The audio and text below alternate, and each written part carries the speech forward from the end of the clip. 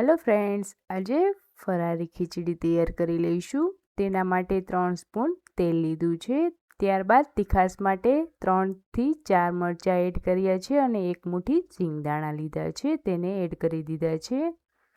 આ રીતે ગેસની સ્લો ફ્લેમ ઉપર તેને સાતળી લેશું. ત્યારબાદ તેમાં 1 બારીક કટિંગ કરેલું બટેટું લીધું છે, તે એડ કરી દઈશું અને 1 કેરેટ લીધું છે, તેને પણ એડ કરી દઈશું અને આ રીતે સાતળીને તૈયાર કરી લઈશું. અહીં મોરૈયા ખીચડીમાં કેરેટનો ઉપયોગ પણ કર્યો છે. તમે કેરેટનો હલવો પણ ખાઈ શકો છો ઉપવાસ માટે. તો મોરૈયાની ખીચડીમાં કેરેટ એડ કરી ત્યારબાદ તેને મસ્ત સાતળીને મોરૈયો એડ કરી દઈશું. મોરૈયો ધોઈને તૈયાર કરી લીધેલો હતો. ત્યારબાદ તેમાં થોડું પાણી એડ કરી દઈશું. અંદાજે 3 ગ્લાસ પાણી એડ કરીશ અને એકદમ ગેસની સ્લો ફ્લેમ ઉપર તેને થવા દઈશ.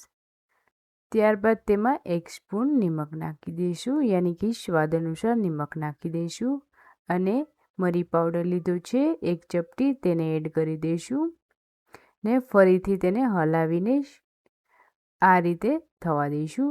તો તમે જોઈ શકો છો મોરૈયો બનીને રેડી થઈ ગયું છે.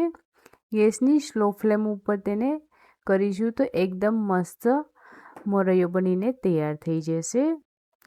ખીચડીમાંથી પાણી ઓબ્ઝર્વ ના કરે ત્યાં સુધી તેને આ રીતે ફેરવતા રહેવાનું છે અને તૈયાર કરવાનું છે, જેથી નીચે બેસી ના જાય તે પણ ધ્યાન રાખવાનું છે. તો અહીં તમે જોઈ શકો છો મોરૈયાની ટેસ્ટી અને યમી ખીચડી બનીને તૈયાર થઈ ગઈ છે.